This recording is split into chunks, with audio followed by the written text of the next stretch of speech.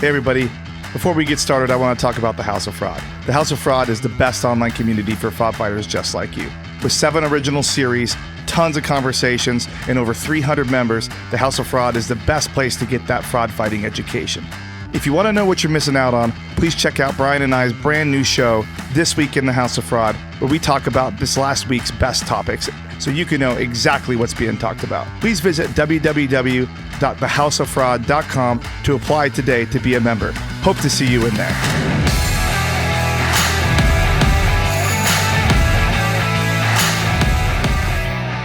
Hey everybody, welcome back to Fraud Boxer.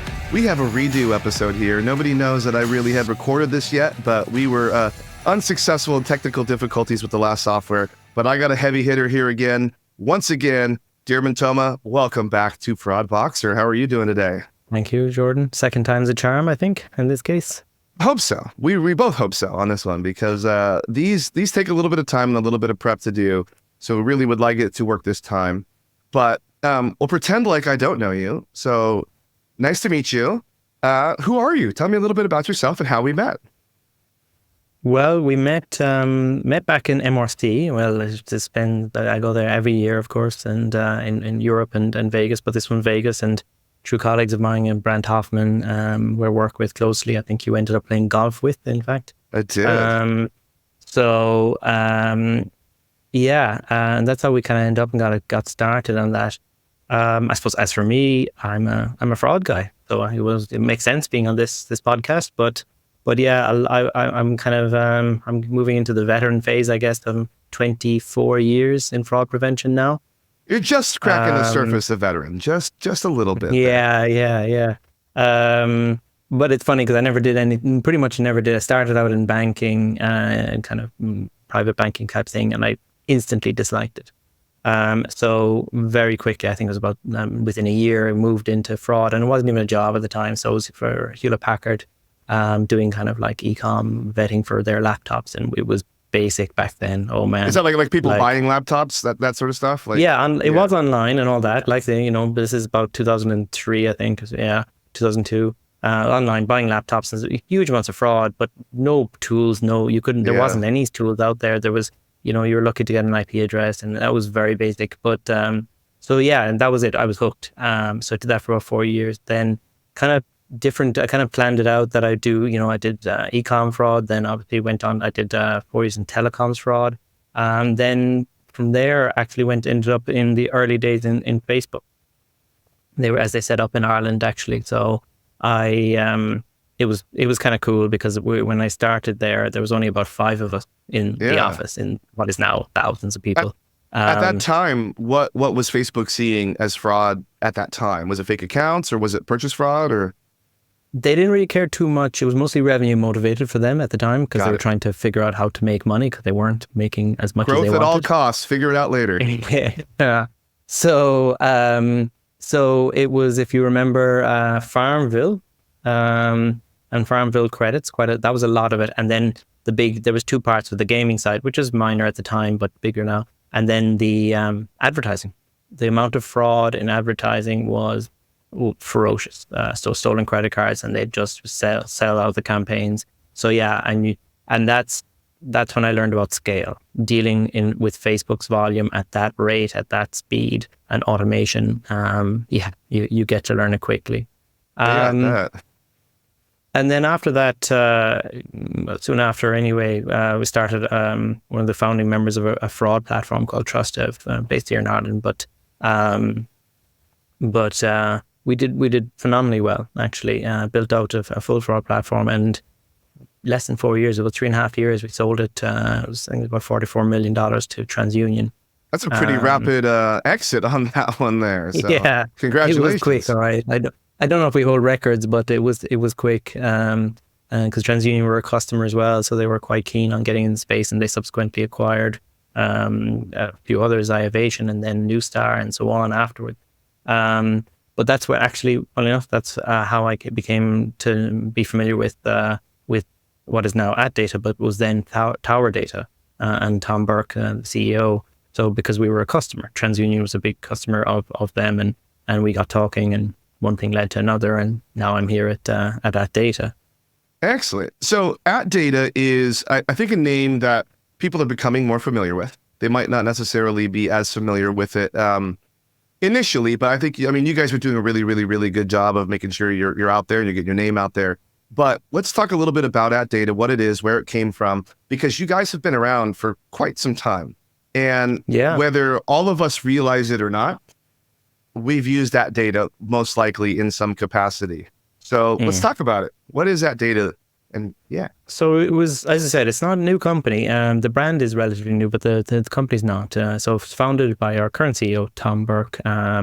So that was known as Tower Data at the time in 1999. So 25 years old, kind of similar to my fraud background. So and with the primary focus in terms of was validation for the marketing industry largely, so making sure like emails were deliverable, good quality emails and things like that, because there was no other major tools at the time. So that just grew different, acquired different businesses through that and absorbed different ones, fresh address and so on. And then, but through that process and through one of the kind of exhaustive part that the fraud side of it started to grow. So within about 15 years ago, the raw data from validation, because like, again, process, it's quite a large fraud or email network at this point. It's probably one of the largest, in fact, in terms of email, because so we're processing about 175 billion signals a month at the moment. That's a few hundred million emails, unique emails every month we are processing globally.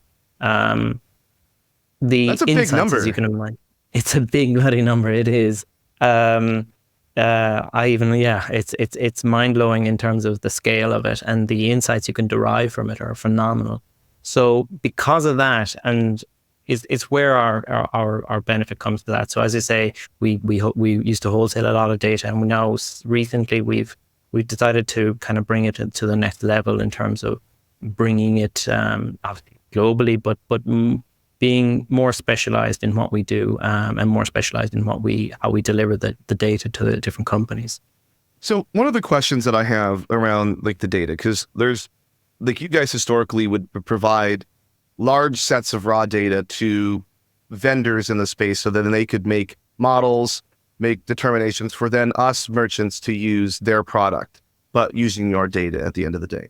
Are you guys now, are you still, because it's would I be able to buy raw data like that? Or are you guys building like a platform where you're also making decisions, making determinations, suggesting outcomes, those sorts of things with this data yourselves? Yeah, so in the fraud world, the main use case is the new fraud API. And that is, so you can still buy data, certain data, as AtData has multiple products you can check on the website, in terms of, email duplication, finding a new email, things like that, in terms of email quality and email intelligence in general. However, when it comes to fraud prevention, the most famous, most fraud guys know is the email age, right? And that comes from us, almost exclusively comes from us, no matter where you're buying it. And that is now delivered only and exclusively through the new API. And it's not just to control the market. It's actually more to do with the performance of that. What we've been able to do in the past about 2 years since we started developing the product is phenomenal in terms of increase in accuracy. Like we're achieving accuracy levels that are nearly on par with some of the larger fraud platforms, which given, we're quite a narrow base product, it's phenomenal. And it's impressive. We've done that because we've specialized in certain things. We've specialized in industry specific models, customization of those models. And because like anything, email is not generic. Fraud profiles are not generic. Industries are not generic. So if you bring a product like this, you can't expect, one kind of, let's say, decision tree or one model or one AI, whatever, to cover the whole lot, is not going to work. So we offer our customers like basically customization through that, and that's what gets the performance. So that's excellent. I think, we all kind of take email for granted sometimes, I think. We're looking at, especially us modern fraud fighters that have like all of this data from like device at our fingertips. we sometimes can overlook the simple things like email. And I think a lot of people probably listening to this might immediately be thinking, well, and we're going to talk about it, but emails can be created, they can be faked. There could be all this information that like is just easy to just create an email and move on with your life. And we'll talk about that. We 100% will, everybody. But one of the things that like, if you really peel back all of the layers as a merchant, and come down to what is an account, especially e-commerce merchants, if you peel back everything, usually email is the account. That is the account. That's the identifier of the account. That is the identity of the account. That is everything. Not always phone number. It's rarely phone number. Sometimes you may have account numbers that like can swap in and out, but almost every single website, when you sign up for anything, when you start making your order, the very first thing they ask for is your email. And that says a lot. You know, I mean, even here at my company at iHerb, we don't allow emails to be changed. So that is your account forever. Like if you want your history and all that, you have to use that email. And I think, you know, like some people can have opinions about that, like whether you can or can't change your email. But for us, that's your identity. And that's just what we've found to be the best course of action for how we want our customers to transact, how we can identify them, how we can keep records of where their rewards are, their purchase history, like I said, and how they can not churn things. So what are your thoughts on that? Because for me, email has always pretty much been like the foundation of an e-commerce account. Well, this is it. I mean, since the foundation of the internet, email quickly followed, right? I've had the same email address since I was about 16, and I don't want to change it because it's a pain to change it, right? But you mentioned device, for example. So I've worked with device technology and stuff like that, built some of it too. And it's highly variable. For one part that good people are relatively consistent to their device, but fraudsters aren't. You know, so it's good at identifying. Largely, device products are good for identifying good people, which is helpful. But for fraud, it's very easy to generate new device IDs and things like that, device profiles. But also, I mean, I change my device every couple of years, so that's you know, it's a fluid thing, and I have about 5 of them. So depending on whatever I'm logging in with. That's an excellent point. Like me, like when I'm sitting on the couch in the evening, I usually have this laptop that we're recording on right now because I'm editing, I'm writing show notes, I'm doing all these other things. But also I'm like, oh yeah, I need to log in and pay that bill. So I'll jump into that account. But then conversely, like I was just in New York this week and I had a ton of bills that had to be due. So I'm sitting at the airport. I'm like, well, I might as well use my phone to pay those. Logging into the same types of accounts, different device. But guess what I'm using to log in? Same email across all of them. Exactly.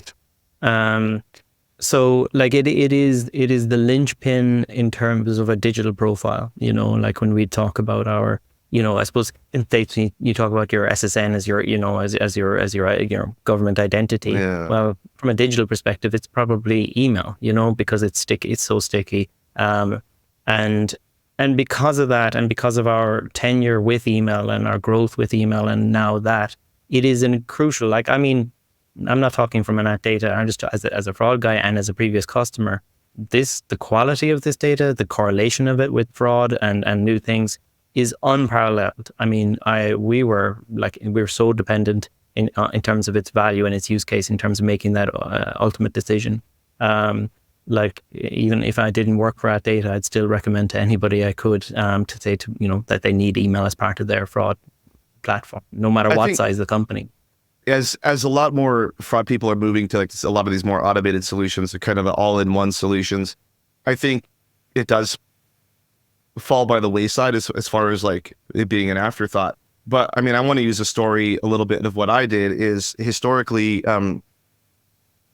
you would see, I worked for a very large ticketing company. It's no secret who that was, but we would see in the system a ton of accounts created, and we're about to talk about this, but accounts created using fake emails, but they were created many, many, many years ago, and there's thousands of them, and you come all the way across. You know, they're making them every day. They're making them every day for 5, 6, 10 years, and they sit dormant because they're trying to age these accounts because they think our fraud tools are looking for account age rather than other things like transaction history and that.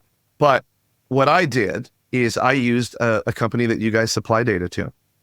So it was your data then at the end of the day I removed the ability for them to age accounts, not for them to create the account, but for them to use the accounts, because during the transaction, I would then ping the service and it would say, yeah, this account is X amount age, or it doesn't exist, which is I think what we're going to talk to.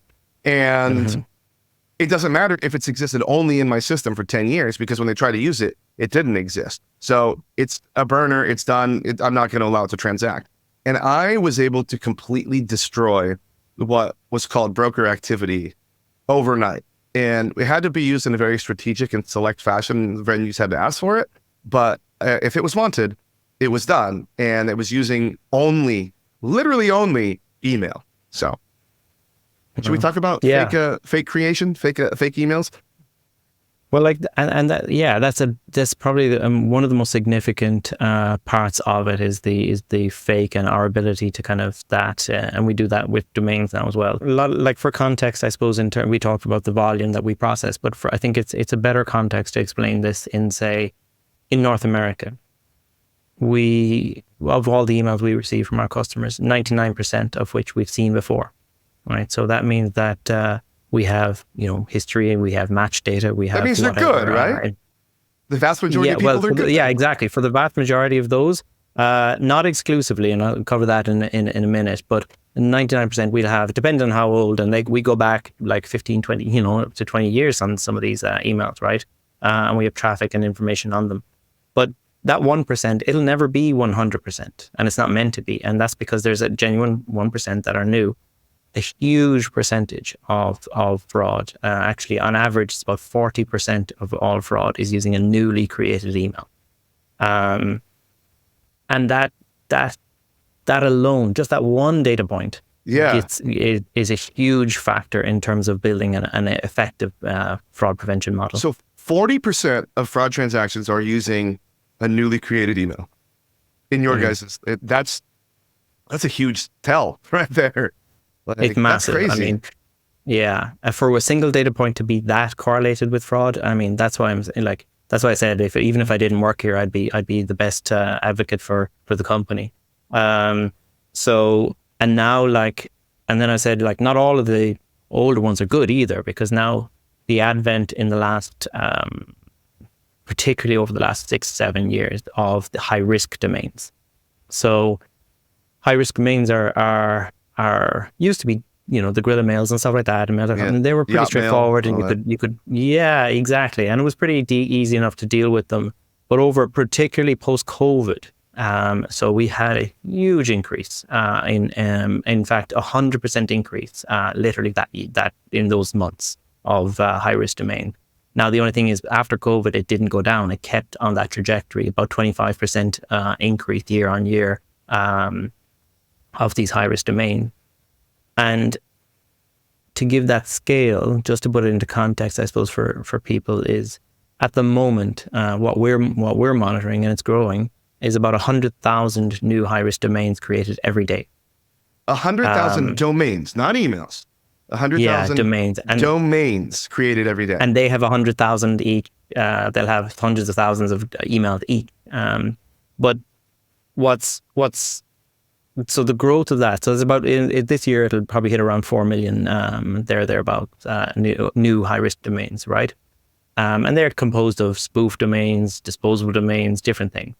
But what we were trying to crack, and we released a new feature within the product a few months back, and what we were trying to do was, the problem we had was classification. You couldn't actually identify these ones. We knew they were relatively new, but didn't know really what they were. So no matter who you're using, for right now, it takes about a year, maybe even longer, to classify these domains for any company, right? But when we were looking into this, we discovered that about 43%, to be specific, are only active for less than 2 months. So they come in, small traffic, boom. Most people can't even index them or even find them then at that point. Exactly. So they're unknown domains at that point.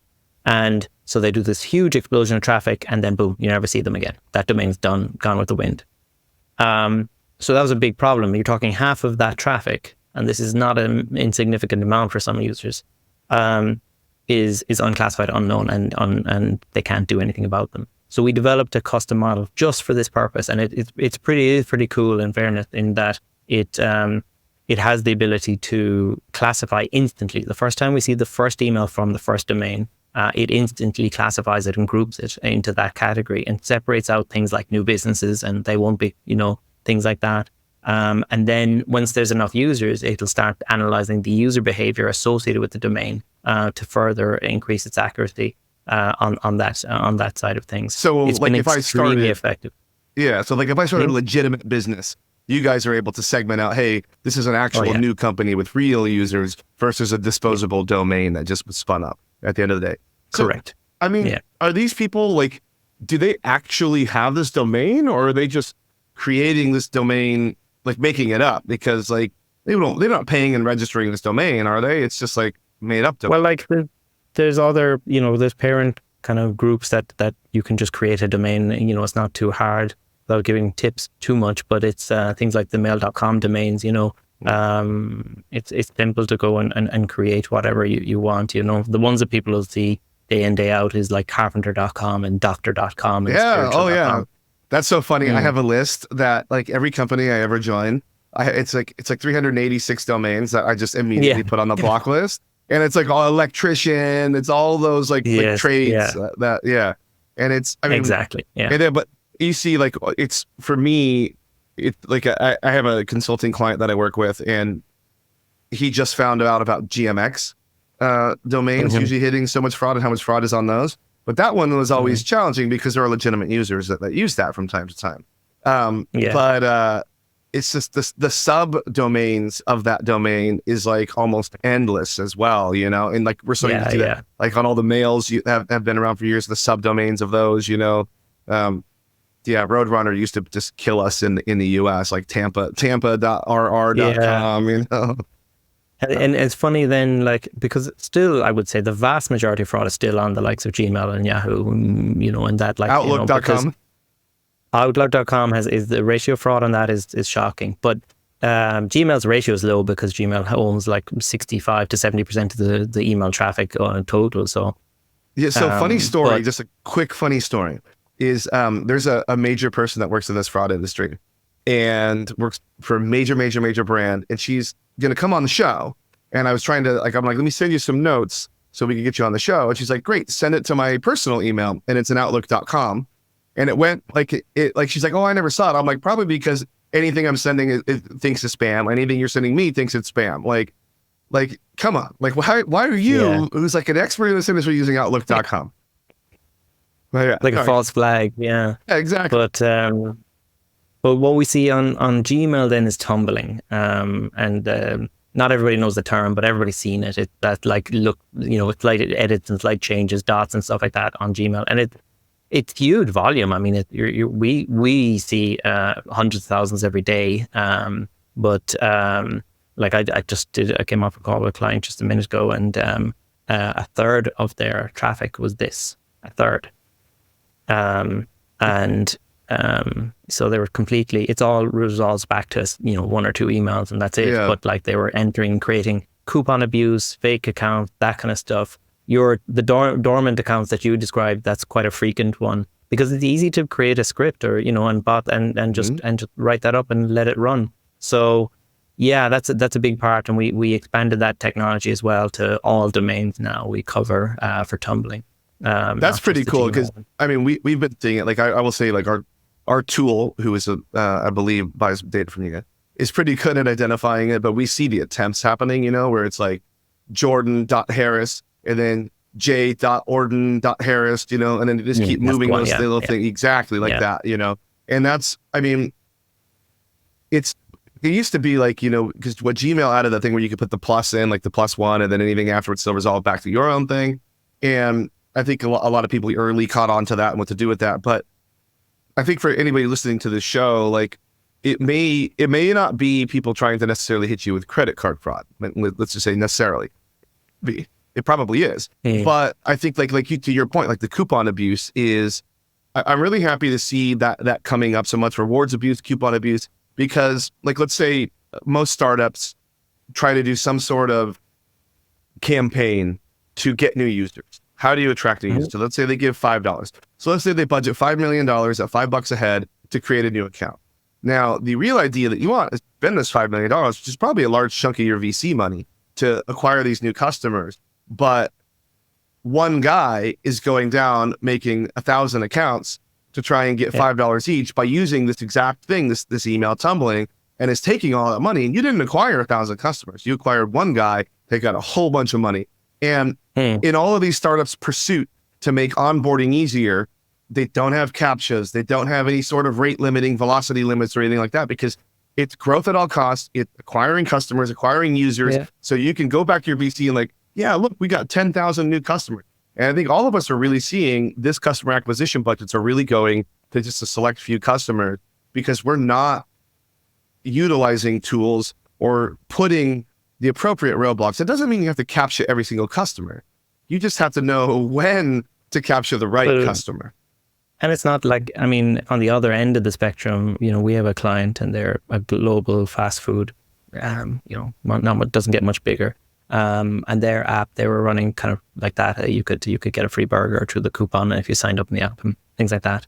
It was different countries, but the rate was pretty consistent, and it was running between 50 to 60% was tumbling. Was that so? Oh, that's a lot of free burgers and not a lot of new customers downloading the app. I will say, I just did get one of those burger apps recently. I don't know if it is the client of yours or not, because people kept telling me how good the deals were. And I will say, like, I'm not that particular fast food person. I'm not that big on it. But when you have that craving, like, there's always a really good deal in there, like super good deal. And I can understand how people do it now. Wow. So, I'm starting to get hungry over here. But,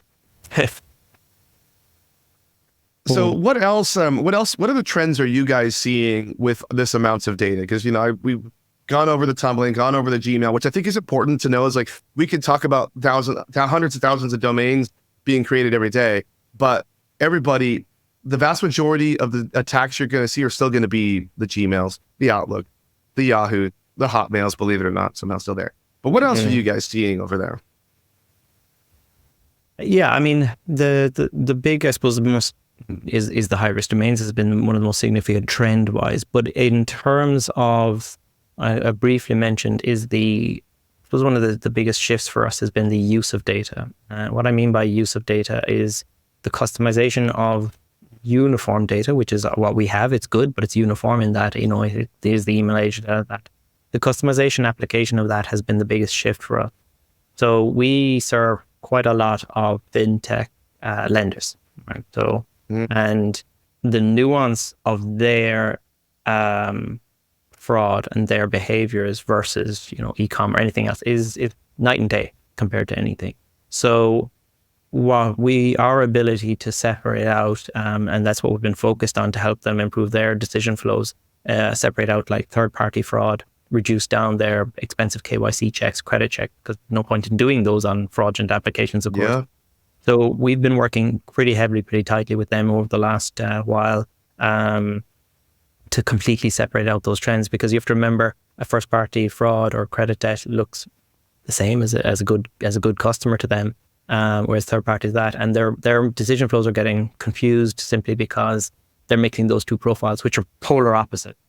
And they can optimize their flows. So we've been pretty successful on that. So again, it's not quite a trend, but it is an important industry trend in that the ability to customize and I suppose tailor what seems like uniform data, but tailor it specifically for your industry, your client. Even I wouldn't say industry; it's your client, and that client base that they have. You know, just because they're in the same industry, it's not the same to the next customer. And we've seen that. So that's what we've been heavily focused on in the last while. And we've, you know, it's worth it. It's hard, I'll be honest with you, because you're talking about large scale customization, large scale, you know, in customer integration, customer back and forth, and all that. It's not easy, but it's worth it. For me, I think it's the only way to do it. You know. Yeah, the fintech thing is a really interesting space right now, because there's a lot of the startups that are kind of trying to revolutionize how lending works, how money transfer works, how accounts work, how banking works, all of those sorts of things that are kind of getting spanked every once in a while when they try to disrupt the space. I think you see, especially like in like the BNPL space, you see them trying to like again, it was just like earlier, it was growth at all costs, sacrifice a little bit of money to get people on board, but now pulling back a little bit and being a little more methodical, a little more precise on how they like vet the customers, because when nobody wants to do 8 pages of KYC. Have you ever lived at this address? Who do you have an auto loan through? Like any of those things. Everybody wants to be better and smoother, quicker about it, but also know when to prompt those sorts of things when you need that. So I totally can see that. Alexander Hall just did an episode with me recently, and we were talking about how to kind of beat some of those systems by using, like you said earlier, the data that's available and then manipulating that data to try and kind of create an account, or say, like everybody sees, like, it was your first car questions on Facebook, and then those are being scraped and then used and added to the profile. But with all the data breaches just happened, like the Snowflake breach is a great example. Like almost everybody uses, like any enterprise person was probably using Snowflake. So depending on what actually happened with that, there's a tremendous amount of data out there that people can then call up the banks and start to fish for little pieces of information to maybe create an account using some of the information. But there's always going to be something that's needed, and it's probably going to be the email at the end of the day, because how else are you going to get it? It's funny you mentioned, because one of the most common questions I get, right, is, do you have breach data, included in your email? Because emails, they get breached and all that. And I simply say no, and we have no intention of doing it, because it's not that I've dismissed it off the bat. I've looked into it, we've researched it heavily. But the problem is that at this point, almost everybody's email. In fact, weirder if your email hasn't. It's weird if it hasn't been breached at this point. Yeah, I've been breached, but I'm not going to stop using it. I know who breached it. I know there's going to be attempts. It comes more to be smart about how you approach authentication. This is where people are like, everybody wants 2FA to be the answer. It's not the answer. Passkeys are more likely going to be the long-term answer, but 2FA is a good middle step. But at the same time, you can't 2FA to an email. It needs to be like an SMS, which even those with SIM swapping can be done. Code, authenticator, Duo, whatever it may be, because if your email has been breached and you haven't changed your password, then people can get in and just do 3 or 2FA to your email and get the code right then and there. But I mean, there's a lot that goes into that. The email is an interesting one from our perspective. Quite a lot, even synthetic. We see it all the time, especially in the lending space. The synthetic IDs. Email is one of the rare ones where they may have to create something. It can't be the users, because breaching an email isn't that easy. Actually, it's at scale for a fraudster. So the email is one of the fields that generally will be either new or relatively new, or fake in terms of that. So for us, that's a good thing. Then also, even if it is compromised, we collect name, phone number, address, etc. And we match that. We say, hold on, we know the email, but the name, the address, everything you've got, that's not a match to what we've got. So there's signs within the profiles basically to even identify that. Yeah, that's funny, because like Alexander and I, it was a synthetic identity episode where we were talking about those sorts of things and how to individually start to piece an identity together. But there really is always one thing, and it all depends on if you're looking for that one thing that makes it. So as we begin to wrap up here, our last little section, our last grouping is outside of like the email domains and the fintech trends that you're seeing. What are some actual trends that you're seeing in the space? It doesn't necessarily have to be related to AtData specifically, but what trends are you seeing as you guys are building these products that you're seeing people either ask for, you're noticing happen around, or something that you're seeing? Well, I was thinking about this actually, and we touched on it before, but and I'm kind of glad to see it happening, is the kind of democratization of fraud platforms effectively through what is the new generation kind of micro orchestration. Orchestration engine, but I call them kind of micros because they're much more agile, they're much easier to deploy. So we recently signed a partnership with Dodgeball, and they're one of them in spec and so on. That's my boy Brian over there. Yeah, exactly. Yeah, and there's a few cool platforms with cool technology coming out.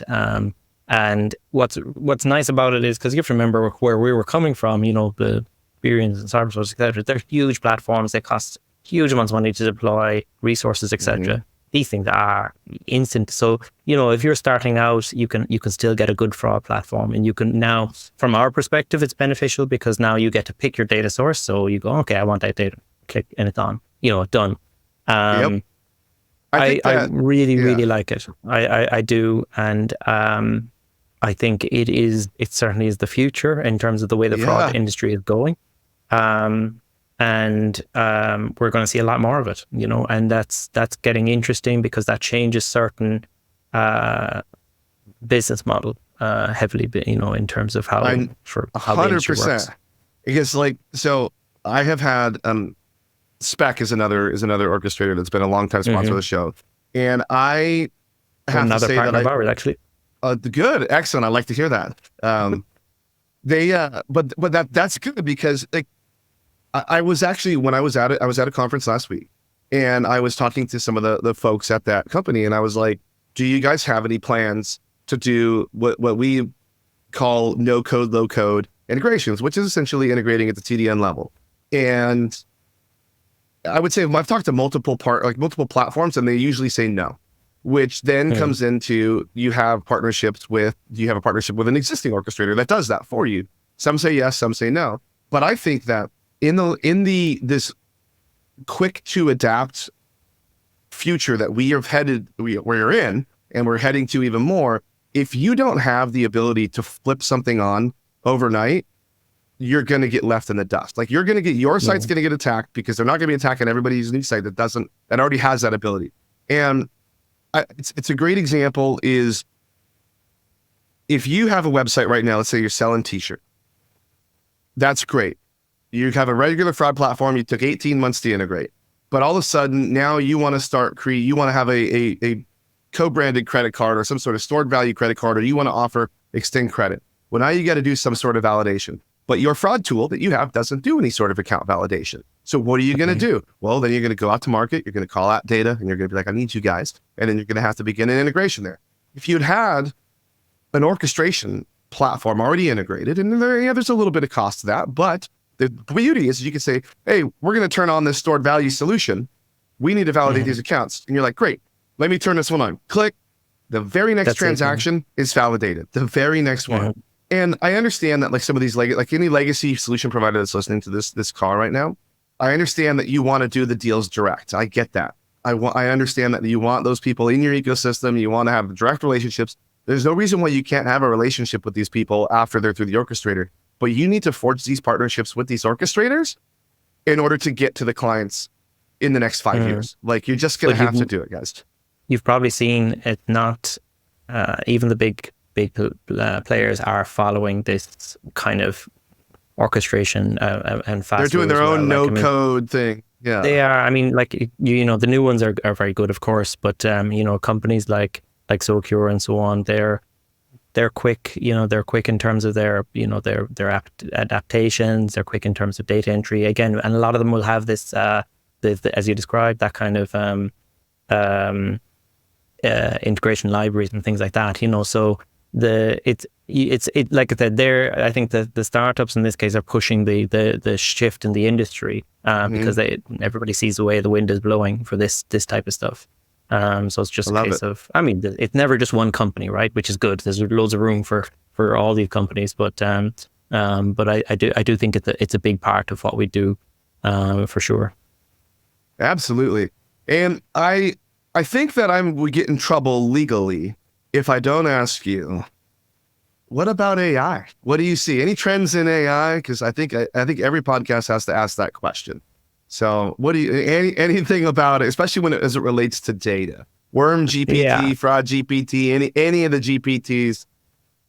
Well, you can't, you would have to have your head in the sand not to notice some of the differences in terms of that. Because I suppose from our perspective, again, we're processing the 175 billion signals that represents a few hundred unique emails every month. Sorry, a few hundred million unique emails a month. But so you're looking at an environment, you're looking at an ecosystem by itself, and there's trends that emerge from that. And we're trying to do more of that reporting to the industry as well if we can. But one of them is the scale of some of these fraud attacks, like, so and what they leverage. Remember, it's just not AI. That's not the fraud type. AI leverages a type of fraud. So it might be the tumbling type thing that's perfectly set up for the likes of AI, because it can adapt, it can change. There's still limitations with AI. Like, so for example, it's a bit trickier at the moment creating each individual account and stuff like that. So there's still some limitations, just by pure, the process. But you're seeing these more complex profiles. There you're seeing and they're higher volume. Again, the volume of them, and that's just expanding. So it's not just 10 years ago, ones and twos, and now it's hundreds and thousands. So those burst out stuff that you see, and those the change and adapting, I suppose what we've noticed is that it's a quick change. It's not like, oh, that's the fraud trend. You mentioned like you bring your few hundred domains, from which I had the same type list before, but that almost irrelevant, because it's just so quick. The change rates are so fast, and that is driven by technology. It's driven by potentially AI in some cases, and that's just part of the game. I know. I was, the whole time we've been talking about this, I've been thinking about how irrelevant my little 380 some list is going to be, because like, what is it? I mean, it's just the scale, and I think that's such an interesting point. Is COVID it on? So many people sat with their computers and just came up with things to do, and the scale is so huge. And I always think about how fraud fighting used to be, where we, like 10 years ago, when we would create a rule, we'd watch it attack and like stop the people from being able to transact, and we'd watch them try to figure out the rule, and then kind of get around it a little bit. Then we just create another rule, and it was very slow, very lumbering process, but it was effective. It was very hands-on, but it worked. And we kept our fraud rates low. But now, like, the word scale is what you keep using. Is it scaled to the point where we can't do it by hand anymore, and we have to use technology to do like the signals. I think the signals is for people that like, we hear that word but don't know about it. It's like data points essentially in the data that tell us what's actually happening in the data. And if you don't have software and a machine that can read all of those different things, you're going to get left in the dust, because you need a machine basically to tell you what the data is telling you. Now, does that make sense? It definitely does, and you have to remind, like, we needed them anyway, because this is mostly online. The online environment has, its growth rate is exceptional, and it's not stopped, right? It's going to keep going. So you can't do the manual review for these kind of numbers that we're dealing with. But the one thing I will say, right? I mean, AI in some ways gets too much press. I would say, and in terms of fraud prevention, the fundamentals haven't changed, right? The fundamentals in terms of what we do and how we do it, they're actually pretty similar to back when I started 20 odd years ago, right? You're looking for abnormalities and patterns, or patterns in general, and then you're looking for this separation between what is a good pattern and a bad pattern. That's exactly what we do today. We use a tool which is now capable of trying to do that for us, but the point is that, so people kind of almost like throw up their hands and go like, "Hey, we're done." That's it. And it's not. It's the fundamentals are still the same, and there's a skill set in that's required, and knowing how to optimize against your good customer, your bad person, and then how to change as well, and be dumped into a whole brand new situation and still survive and keep the fraud rates low. So that's one of my points, before we close out, is that it's like we're still in it. It's not all automated yet. We still got exactly. jobs. Yeah. Well, thank you very much for making the time to come on and record again, and lay it out again for us. And congratulations on the new partnership with Dodgeball. Brian, him and I have another show. Know him very well over there. Thanks again. Like I said, like making the time. I know getting your time is a premium, and I thank you for making the time again. And any closing remarks at all? No, it was great. Even the second time around, it was still great. So that's how good it was, I guess. Yeah. So I'm happy to do it, and happy to come back and do it again. Well, I can't wait to see you again in person. I'll put links to you and AtData in the description of this show. I think your guys' product is amazing. I think your team is amazing. So happy to see you guys at the show. So happy to have you and have your time on here. Thanks again, everybody. Please go see all their product offerings on their website. Give them a call. I'll put Brant's information in there too. So if anybody wants to have some demos done, he can facilitate that. But I really appreciate your time. And again, thanks again. Thanks a million, Jordan.